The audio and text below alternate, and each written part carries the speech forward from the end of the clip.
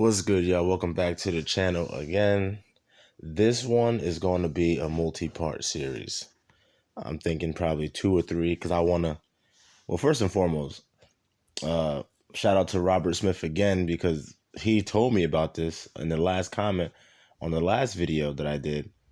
I didn't even know that this discussion happened. And then he told me about it. So I looked it up and I was like, wow, Jesse and Umar part 2. So I also did a video.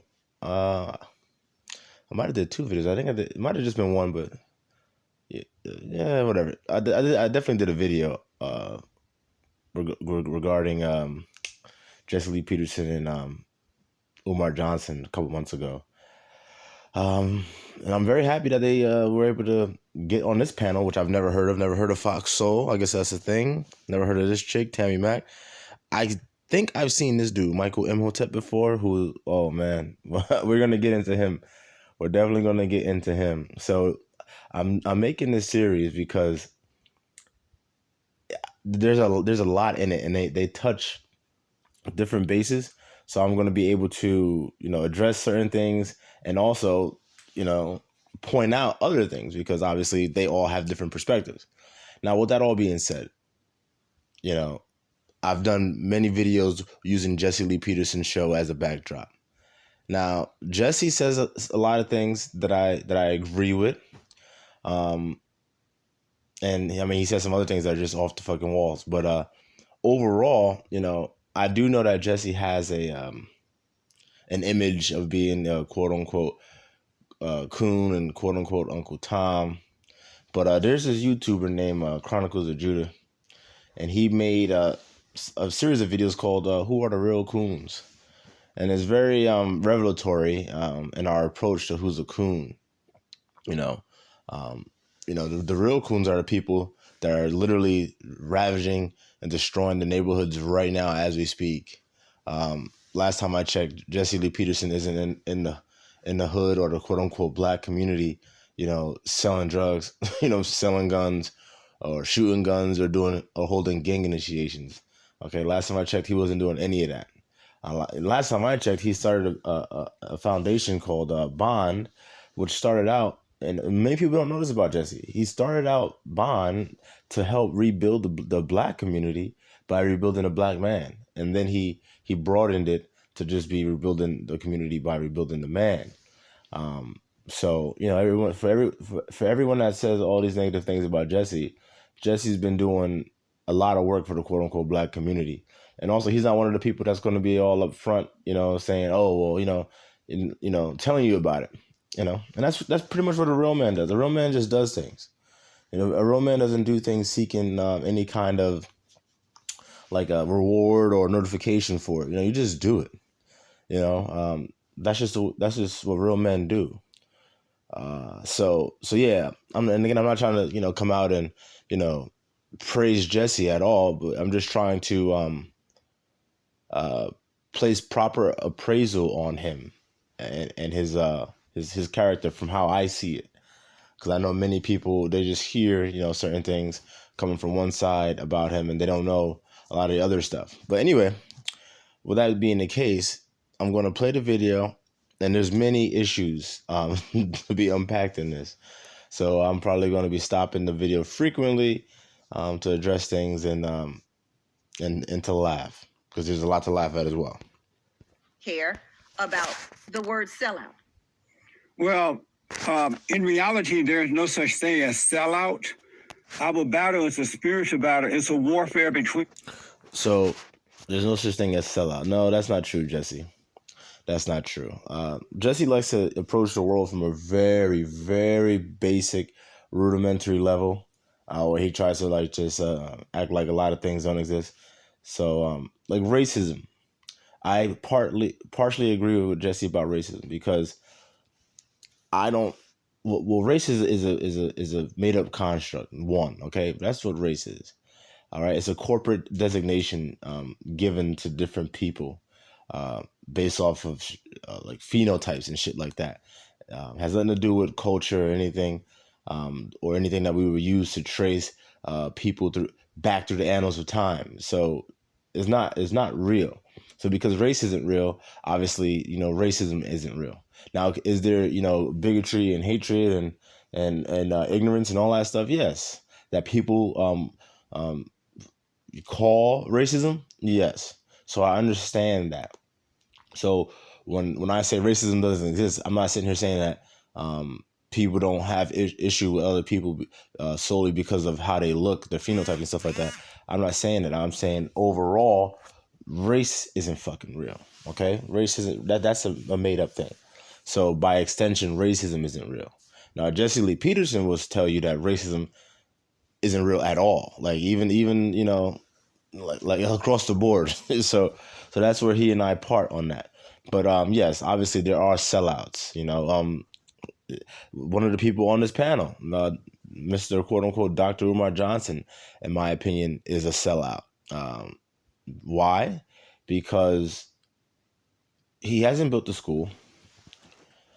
He's supposed to be, this revolutionary Marcus Garvey pupil, and he's far from a Garveyite. He's far from a Garveyite. All he does is go above and beyond to heap all this praise and worship, quote unquote, black women. And don't get me wrong, Marcus Garvey had a lot of respect for black women. It's not about respecting or disrespecting black women, but he wasn't on an Umar level. And again, I'm someone who I've read all the volumes of Marcus Garvey, all his letters, all his speeches. Like I read the book. It's a bit, well, actually the one I have is it's like all of it, all of his works into one book, and it's a good read if anyone's interested. But the thing is, obviously, it's a bunch of excerpts, so it's not like a lineal story. You're just kind of all over the place, and a lot of it is repetitive because if he's giving speeches about a cause, that's mainly what he's talking about. So, but anyway, I do recommend the book. I forget, it's called like the philosophies and speeches of Marcus Garvey, and there's 3 volumes, but you can buy them separately or you can get them all in one book. But anyway, so yeah, I'm very well read, and I watched many documentaries on Marcus Garvey. So yeah, if Marcus Garvey were here today, I'm pretty sure that he would look at Umar and be like, you know what I'm saying? Because yeah, Umar, he's a sellout. But anyway, going on. Good and evil. And when the black people, most black people today are in a fallen state. They don't know God. They don't have love. They come from screwed up families. So that is true. That is true. And I agree. Overall, not all, because I know that there's like-minded people, men out there like myself, and there's some women out there as well, that understand. But the rest are just lost, and that's a huge issue. He's saying they don't know God. Look, they don't know themselves. They don't know themselves, and they don't know history, and that's part of the problem, because we go to school and you have a history class, but they're not teaching you history. That's the most laughable shit ever. Ever. All they do is teach you lies. And then what it does is it indoctrinates our youth. So then when they get older and then someone's trying to, wake them up, per se, they fight it because it literally goes against what they were taught their whole life. So this is a message to you, black men and women. When you have your kids, you send them to school. I mean, unless you want to homeschool them, if you can, by all means. Or if you're going to send them to a charter school, a quote unquote black charter school that's going to teach some real history, that's great too. But if you don't have that luxury to do any of that, and you have to just send them to public school, you have to be very cognizant that they're going to be being taught a whole bunch of bullshit and false history. So you're going to have to do your due diligence to enlighten your children along the way. So that way they don't turn 20, 21 or 19 and then they're freaking shocked, to find out some things, and then they have a lot of pushback.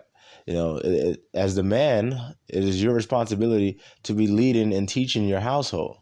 So first, obviously, it starts with your wife. You and your wife need to be on the same page.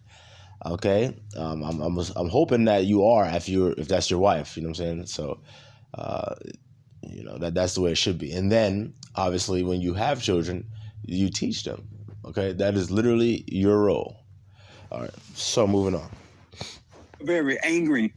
And in their state of anger, they're very judgmental because they have a big pride about them, which is the nature of Satan.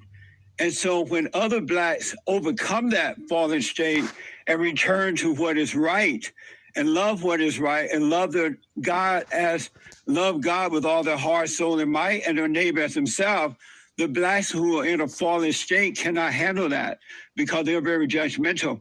And what they try to do in their state of evil, they try to keep other black men and women down because they hate good. And if you notice, Tammy, most black people today don't believe in God. Most of them are evil and they hate good. And that's what the primary state is. So they'll blame somebody else for their problems rather than facing them themselves. And you can. Yeah, so I agree with that as well. There's a lot of blaming going on in the quote unquote black community, and a huge lack of accountability. If you've been on my channel, you know I talk about accountability and I stress the importance of it. You have to be like, for instance, when you do something wrong or whatever, there's a saying and it's called, man up. Man up. And in the black community, the quote unquote black community, that doesn't happen. I'm not gonna say it doesn't happen at all, but it doesn't happen nearly at the rate that it should or needs to happen. We need to be accountable. If you did some fucked up shit or whatever, you don't own it, own up to it, man. Own up. The sooner we start all owning up to bullshit, holding ourselves accountable, the faster we'll be better off. So, yeah, I mean, I think that it's something that could be easily employed to the quote unquote black community, but obviously we have to get everybody on the same page. But the issue with that is, and we're gonna touch more about it in this video, is that, and I'm sure I've said this in videos past, but the quote unquote black community is the only community that tries to label you based off your skin color. For instance, if you are, say you're in the mall, right, and then you see another quote unquote black person, you automatically attribute like, okay, this person's with me, not literally with you, because you're in the mall doing what you gotta do, and that person's not. But you see that person as kind of like that camaraderie, and obviously it's good to have camaraderie. But just because that person looks black doesn't mean that person is you. For instance, if a Chinese man was walking through the mall and then saw another quote unquote Asian looking person, they're not just gonna be like, "Yo, what up, man? What up? What up? What up, my yellow man? What up? What up?" And then have all that camaraderie because he could be Vietnamese, he could be Korean, North or South, whatever. If you even want to split it, there's obviously different parts, but to you and I, your average person, we can't tell them apart by looking at them, but they know there's a huge difference. If you were to call a Japanese person Korean, pretty sure he wouldn't be happy about that, or Chinese for that matter. It may come across as a little insensitive. But when if your skin is quote unquote dark skinned, or your hue, people, especially black people, automatically just try to lump you in. And you can have a completely different culture. Say you grew up in the West Indies, and your culture isn't that of the quote unquote African Americans here in America, if you want to call that a culture. I don't. That's not a culture. Or the culture of I don't know, you name it. You name it. A Nigerian. Let's just talk about the motherland for a second. The Nigerian culture. You call a Nigerian person black, and he says, "No, I'm Nigerian." But then, quote unquote, black people get mad at stuff like that, saying, "Oh, you don't want to be black." No, I don't think that's like he don't want, quote unquote, wants to be black. I think that you're trying to make it something that it. You're trying to turn nothing into something. Black is a color, okay? It's not a moniker. It's not something to be running around, saying and having pride for. It's a fucking color. That makes you no different from the Bloods and the Crips. When you break it down, it makes you no different from the Bloods and the Crips. Okay, you're just freaking banging that black as opposed to banging a real culture. And look, obviously, look at the Bloods and the Crips. Who's to say that they don't have a culture? They have gang culture. Okay, but is that a real culture? Is that a culture? No, it's not. It's not a culture. For those of you who are actually thinking about that question, it was rhetorical, but we have to get away from calling ourselves black. And I say that all the goddamn time.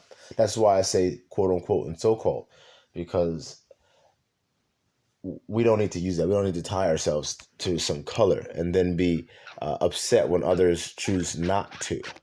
But again, like I said, you don't see Chinese people just calling everyone that looks quote unquote Asian, they're people. That's not how it works, because they understand the importance and the relevance in having a culture and the differences between cultures. Okay, and they do things differently. If you don't know what culture is or a real culture, just read some books, look it up. Look it up, and then juxtapose what you learn with what you know to be quote unquote black culture, and then tell me, leave it in the comments what your thoughts on that. Always tell a man or a woman who is in a fallen state, they blame everybody else for their failures, and most black people are doing that today. Dr. Umar, sellout. I would say that when you deal with the concept of the sellout, you have to deal with it within the context of post-traumatic slavery disease. Okay, so I'm gonna stop you right there, man. Stop you right the fuck there.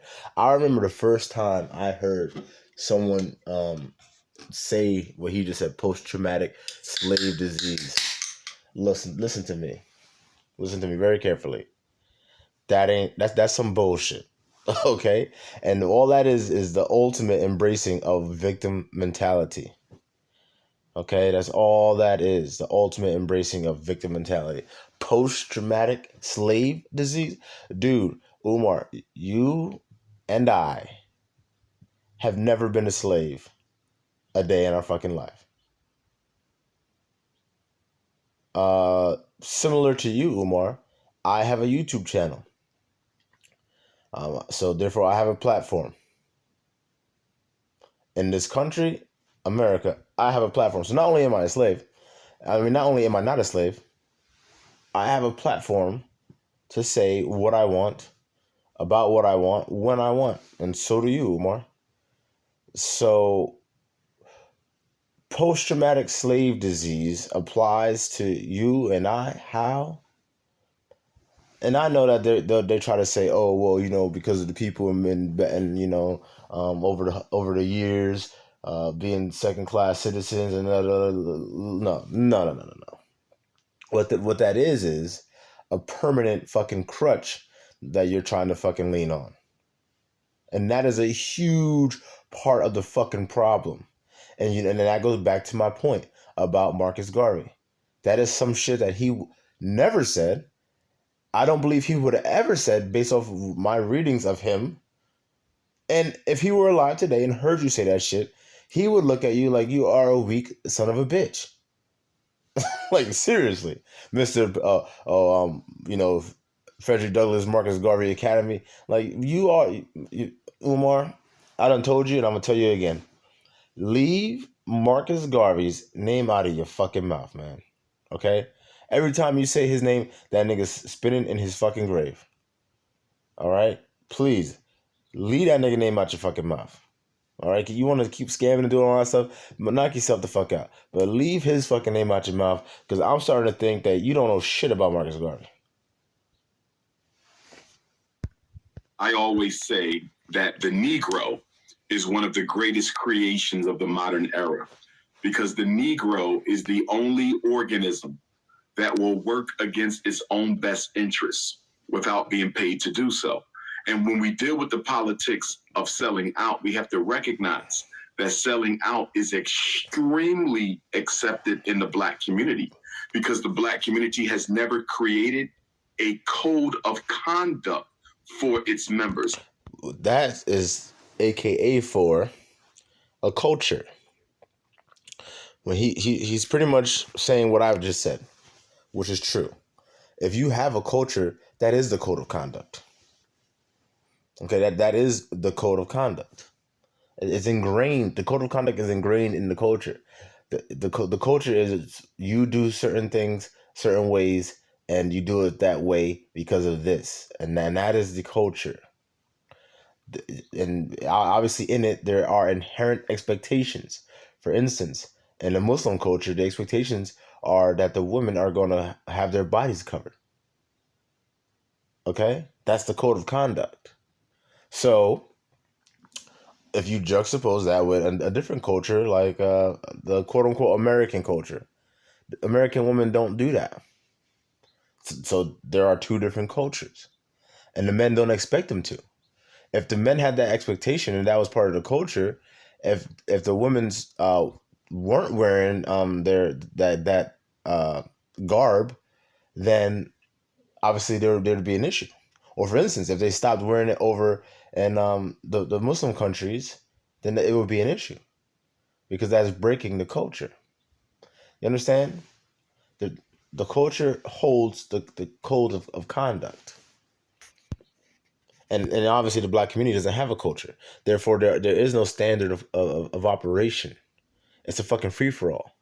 You know, from house to house, it's basically however the woman of the house, because most of these homes are led by women, it's however she sees fit. And women are likened to the moon, okay? Women are likened to the moon, and men are likened to the sun. Why? Because the sun is the same old sun. It comes up and it goes down like clockwork. All right? And in the moon, it has different phases. The moon, some nights it won't even be there. Other nights it'll be full. Other nights it'll be crescent to the left, crescent to the right. You know, waning, waxing moons, all of this stuff. And that's the woman. Okay, and the ancients did that. And I'm not just sitting here trying to make it seem like, oh, I came with that. No, the ancients did that. You know. So, but it's true. It's true. There's no reason to fight that either. I know a lot of people like to fight a lot of simple, basic things that I say and that others say, but we have to get away from that. Okay, we have to just accept things for what they are. The sooner you embrace, or accept, and embrace the nature of the man and the nature of the woman, then you can begin to put things in a proper perspective. Okay, you don't need to bring chaos into your life. Now, if you understand that the woman is likened to the moon, then you should be you shouldn't be surprised or shocked when she changes up and things like that. But back to what I was saying, a lot of the quote unquote Black households are run by women, and again, they're likened to the moon. So, and if they're running it and they're making the rules, those expect it to change at a whim. You know, at her whim, whenever it will benefit her the most. Okay. Every other culture, although they are not monolithic, they do not live in a utopia, but they do have a code of conduct. We have never created such a code in the modern era. And because we haven't created a code, a lot of people can ignore the accusation that they have sold out because every person has their own definition, which is based on their own personal commitment to the Black community. So I'm pretty sure that this is the only thing that he says this whole panel time that is actually true. Okay, but yeah, so I'll just say it again. And he said it. You know, we haven't created that culture. It hasn't been created. And then he's saying, you know, it's based off of people's commitment to the Black community. But again, you can't just lump everyone in to a quote unquote culture because they're quote unquote Black. You know, obviously there are some quote unquote Black people that came their descendants came on slave ships as slaves. Some came here as free men and were always free, and others may have already been here.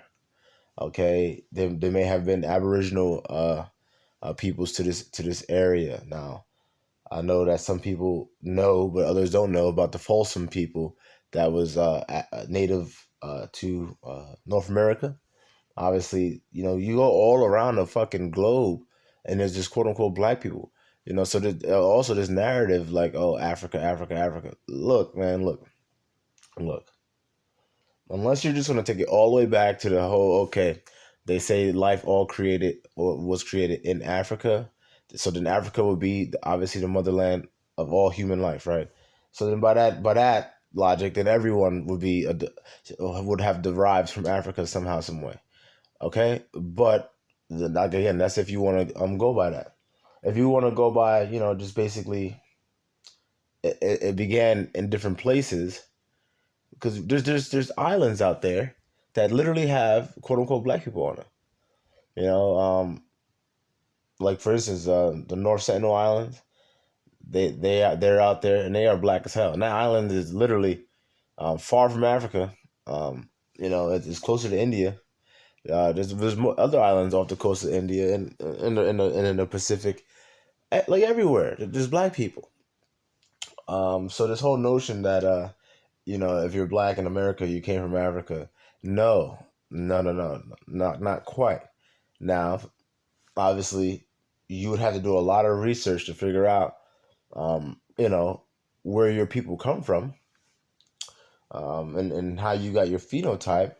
But just to look at a quote unquote black person in America and try to put us all in the same room, for lack of better terms, that isn't right.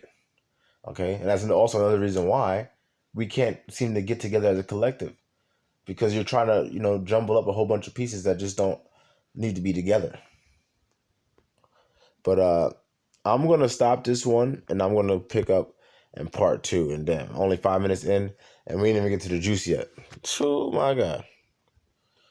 Uh, well, actually, you know what? I don't know if I want to do like different parts. But I also don't want like a long ass YouTube video either. But all right, I'm gonna just drag this one out. Let's see what happens. For example, to Dr. Umar Johnson, if you date outside of your race, you're a sellout because protecting and maintaining the traditional black family, in my opinion, is something. Okay, so I've made the 3-part series on that, literally using Dr. Umar Johnson. I disagree with that. I already told you. First of all, Umar's a sellout. That's the one. Second, if you date outside your race, especially if you're a man, I know a lot of women don't appreciate that, but it's the truth. Especially if you're a man, look, I'm not concerned about what type of women anyone's laying down with, man. All right, like that is literally on you. Now, again, I don't consider that being a sellout. That's your choice. That is literally your choice. And actually, now that I'm thinking about it, Frederick Douglass married a white woman, and this guy Umar's always trying to champion this whole interracial stuff, and it's like, yo, Frederick Douglass married a white woman, and that's supposedly his ancestor, this lying ass nigga. But anyway, yeah, the interracial, like, look, lay down with who you want to lay down with, obviously. Again, that's none of my concern. That's between you and the Most High. All right? That's between you and the Most High. And it's not selling out because the quote unquote black community or black family can still be strong and grow with a strong black man leading it. But if you don't have a strong black man leading it, then it's not going to grow. That's just that simple. It's that simple. I know there's a lot of dudes out there that disagree, and the majority of them are simps and can't, think on a higher level and understand, because look, if you're going to be with a quote unquote black woman just because she's quote unquote black, you're not doing anybody any fucking favors. All right, like, so no, it's not. That's not how it works. And if you think that's how it works, and you might really learn that you fucking regret that decision. And not saying that you should just go for people or women in different races. I'm not saying that either. I'm saying you should go with who lines up the most with your morals and your values, and first and foremost respects the male principle, okay, and embraces it, and also embraces the beauty of being a woman, because there is a lot of beauty in being a woman, okay. So if you find those qualities in a woman and she happens to be Southeast Asian, hey, what are you gonna do? You gonna just leave that and go to a quote unquote black, a liberal quote unquote black woman? Come on, man. It's not a difficult decision to make, and it's not a complicated um, a situation to comprehend neither. Something that all of us should be in the business of doing. But for the next person, dating outside of your race may be accepted. Some people would see a black person worshiping an image of Jesus as a white man as clearly being indicative of selling out. But someone else would say there's nothing wrong with worshiping Jesus in the image of your oppressor. And that's a poor example. Real quick, look, if quote unquote black people believe that Jesus is white because that's what they were taught, that's not selling out. If you're taught something and you go on by what you were taught, that's not selling out. Selling out is going against what you know. Okay, that's what selling out is. You can't sell out if you don't know. If you're ignorant to it, it's not selling out. Sir. And so we have different levels of commitment to the black community, and those different levels of commitment, Tammy, dictate how high of a bar we set for one another. So we don't have a code. The black community has not designated a code that keeps us, I guess, not selling out. Speaking of sellout, let's make sure that we're working on the same definition of a sellout here. So, Reverend Jesse, you say that there's no such thing as a sellout, but you can admit that the word sellout does exist and that it is used, right? Yeah, it is used, just like the word racism. We all know that there's no such thing as racism. It's a word that made up to deceive the blind. And so when they use the word sellout, it's meant to divide and conquer. But if you're not in a fallen state, meaning that Satan is not your daddy, you can see the game that's being played. Like Dr. Umar just said, he just spoke as a blind man. He has no idea what he's talking about because there's no such thing as slavery syndrome or whatever he said. Our battle is a spiritual battle. It's either right or wrong, good or evil. And in the good old days when boys were boys and men were men, men knew that and they led their wives and children in the right way to go. And they did. Well, look. Yeah, Umar, that post-traumatic slave disease is some bullshit, man. And then I already said what it is. Okay, so, but as far as what Jesse's saying, it's interesting when Jesse Lee Peterson is the one on the panel making the most sense. That should tell you something. But I do know this: a lot of people that watched it or are watching this now, they hear him talk and they hear stuff like that. Racism doesn't exist, and automatically they're turned off. Especially quote unquote black people. I find that it seems to be damn near impossible for black people to be open to conversation. But that's also because a lot of quote unquote black people are super emotional. So they will hear things and then have a urgent emotional response to it, whether that's be this very dismissive and just cutting everything off, or getting loud and stuff like that. So that doesn't help. You have to be able to have conversations and understanding, because again, someone could say out of 100% of the shit that comes out of somebody's mouth, 95% of it might be some bullshit. But that 5% might be some real shit, some real quality grade A shit that you just missed out on because you couldn't sift through the bullshit. Okay, you have to be able to sift through it, and not get emotional about it. That's how you're gonna learn and grow. Have a conduct of morality. They treated everyone they would like in the way that they would like to be treated, never mind the color. They taught their children how to work and be responsible and not blame and whine. And they didn't put it out there as though they couldn't make it. Dr. Umar Johnson just Well, I made don't up think we words. should. Reverend Jesse, I don't think we should suggest that one person knows more than the other, in a sense of you saying you know it all and anyone else on the panel knows less. That's a little unfair. Yeah, well, I may not know my flowers, but I know Dr. Umar Johnson is blind and that he's wrong. And he doesn't know God. So he's telling people words, fancy words, in order to deceive them. If you knew that our battle is a battle between good and evil, then you wouldn't make up words in order to deceive. You would tell the truth in hopes that those who are blind may wake up and see the right way to go. I grew up on a plantation down in Alabama under the Jim Crow law, and back then, black people... There were no slaves on that plantation?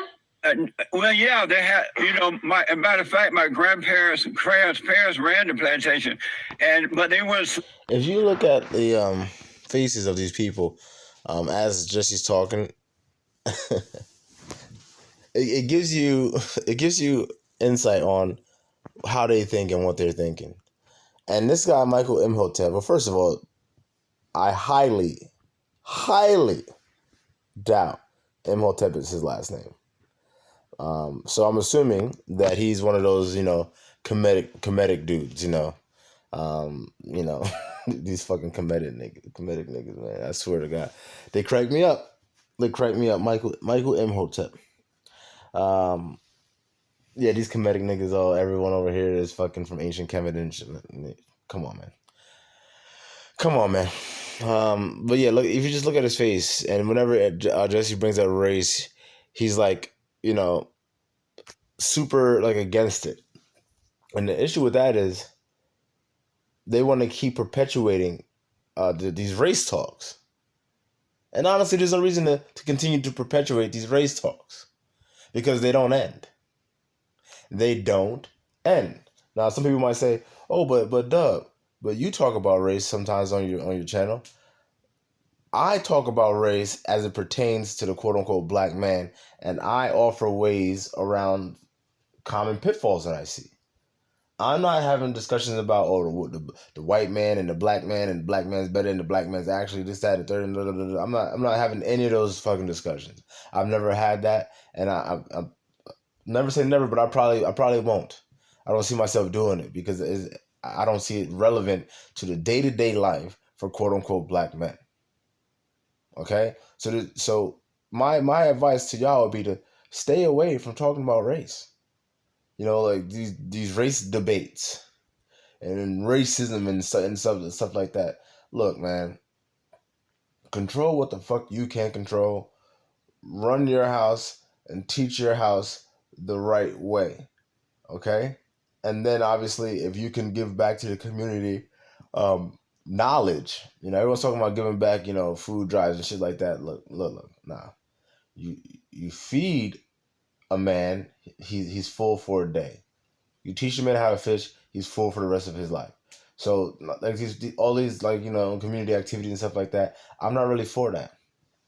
A community activity should be, we're going to freaking all learn. Okay, let's all go to the library and fucking learn, and not just learn some bullshit. I mean, learn history. Okay, if you want to learn other things, obviously that's great. But learn that on your own time. That should be the community give back. So again, obviously take care of your household, do what you got to do, and then obviously if you want to, you can give back and help the community by teaching. Okay, and that's pretty much what this channel is for. I believe it's my belief that this is the best way for me to project my voice. That way, brothers can hear, and I can teach through examples and through these videos. Therefore, they can learn. That's the best way you can help a man, by teaching him. Don't give a man anything. It's not about giving. Okay, unless you're giving that knowledge. Outside of that, then no. And the man shouldn't be asking and or begging for other things unless it is that knowledge. That's the most important thing. Slave when I was growing up, and the point is, black people had a sense of morality then, and they loved what was right. They worked hard. They loved their country. They didn't blame because the men were leading the way. Hold that thought, Reverend Jesse. Now the black men saw like women. Hold that thought, Reverend Jesse. Dr. Umar, go ahead. I don't want him to bring your name up and not allow you to respond. It's okay. I had been on Reverend Jesse's show before, and they have been trying diligently to have me come back. And one of the reasons I did not return to the show is because I believe that Jesse Lee Peterson knows better. In fact, he would... Hold on. Hold on. I'm pretty sure this nigga just said he's been on the show, which I know, and that they've been diligently trying to get him to come back. And he said he hasn't. Hold on. Let me. I want to get this right, because I'm pretty sure he just literally just went against what he just said in one breath. And one of the reasons I did not return to the show is because I believe that, and they have been trying diligently to have me come back. And one of the reasons I did not return to the show is because I believe that Jesse Lee Peterson knows better. In fact, yeah, exactly. So one of the reasons you did not return to the show is because Jesse Lee Peterson knows better. That is contradictory. If they were diligently trying to get you on the show, and it's his show, so you're saying he was diligently trying to get you on the show, but you didn't come on because he knew better, so he was like, actually, on second thought, no. First and foremost, that is contradictory. Second, that goes against Jesse's image. Jesse's image is he'll bring anyone on the show because he's open to discussion about anything with anybody. He literally had Cynthia G on the show twice. That crazy looking bitch. Like, come on, man. Come on, you ain't making no sense, Umar. You slipping, dude. He would be a textbook definition of a sellout because he is the type of black man who will bend over backwards to absolve the American white power structure of any responsibility for what happens to black people. And like many... No, not quite. And I'm stopping it here because that same thing that he's saying about Jesse, people try to say about me. And no. What it is being able to identify when people show a lack of responsibility and accountability. A lot of things that people do, they bring it upon themselves. Everything you do has a consequence tied to it, whether it's negative or positive. It has a consequence tied to it. And I am one who believes that, like for instance, in the Ma'Khia Bryant situation, that's not systematic racism. Okay? Like, she precipitated that shit. She brought it upon herself. Dr. Umar Johnson would try to tell you otherwise. And no, I'm not here to lie to y'all. Okay? Listen, I don't make these videos to lie to y'all. You know what I'm saying? I don't get paid for this shit. You know what I'm saying? And even if I did get paid, I'm not lying. I'm not for that. Like, nah, if they want to come and pay me to lie to y'all, no. That would be selling out. Like Umar does. See, this is my point, man. Look, the name of this shit should be Who Are the Real Sellouts, man? Who are the real sellouts? First of all, the other nigga on the panel, his quote-unquote last name is Imhotep. Pretty sure that's not your last name. Pretty sure that makes you a sellout, my nigga. And a lost individual at that.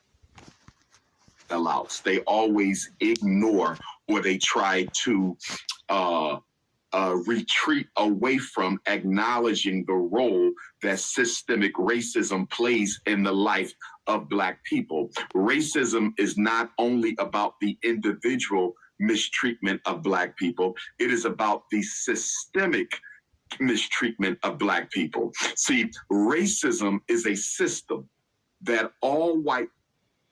Look, racism as commonly, the term as commonly used, is it real? Yes. Does it affect Black people? Yes. Listen to me. It doesn't affect Black people on a level commiserate with how often we speak about it. Okay? So what I'm saying is, it may make up 15% of like actual day-to-day stuff in quote unquote Black people's life. But we spend 85% of our time and energy talking about it. So you see the issue there? There's 85% of things that we're not addressing with the same energy that are more important to our day-to-day. So my thing is, let's address all the things that are more important than that first. And by the time we get to that, we will be better off to actually do something about it. Because right now, look, you could talk about it all the fuck you want. You're not doing shit about it. I don't see Umar getting up and leading the fleet to the return to Africa like Marcus Garvey was trying to do or wanted to do. I don't see Umar doing that. So, short of that, what the fuck you gonna do, nigga? What you gonna do? Keep talking about it? America, Black men make up 6%, roughly 6% of the population in this country. And you talking about racism and what you're gonna do? You ain't gonna do shit about it. Besides, keep talking about it. And that is where Jesse's coming from. Even if I were to sit here and say, yeah, racism is terrible and it's as bad as everyone says, but what are you going to do to change it? Nothing. There's nothing you're gonna do. So shut the fuck up and handle what you can handle. Okay? Handle what you can handle. Correct your life, man. And then by extension, in the hopes others like-minded will do the same. And then as a collective, we all have our shit straightened the fuck out. And then maybe we can tackle bigger fucking fish. But every time someone's, racism, systemic racism, look, they've been talking about this shit for fucking my whole life. And before I was born. And what's been done? Nothing. And you don't got to be a fucking rocket scientist to understand that 6% of the population and 13% of all the quote unquote Blacks here, of the population, that's not enough. That's not enough to make any kind of change. Especially when 12, 13%, but you motherfuckers are fucking, disjointed. Okay, and so much infighting and separation. So that you don't have the real strength in that percentage. Okay? There's no real strength in that percentage. The Black community is split up so many different ways. You got freaking super liberal Black females that I don't need a man, all sort of shit. Then you got the fucking the gays and the queers and whatever you want to call them running around. They got their own agendas going on. Then you got obviously the brothers that's locked the fuck up, so they ain't no good to nobody. You got all these different groups. You got this guy, the Pan-African, is trying to say everyone that's freaking Black is the goddamn same. But then you don't ever hear this nigga talking about, returning to Africa.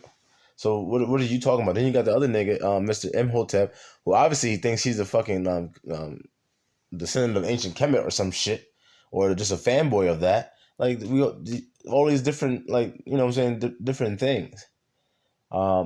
Look, I try to keep quote unquote religion out of this. Because, obviously it's a touchy subject for many people. And a lot of people don't understand, quote unquote, religion. So I try not to. Don't get me wrong, I've done videos, exposing, quote unquote, female, quote unquote, preachers, because that's just some bullshit in itself. But anyway, I try to stay away from that. But you don't need to unite people through that. It's very simple. The accountability measure, hold yourself accountable. I'll hold myself accountable to the same standard, and then we'll all be on the same level. Okay, you handle what you got to handle. I handle what I got to handle. Then we can handle what we have to handle. People participate in to disadvantage all members of another group. So you don't. All right, hold on. I'm gonna stop it now, and then try to go to part 2.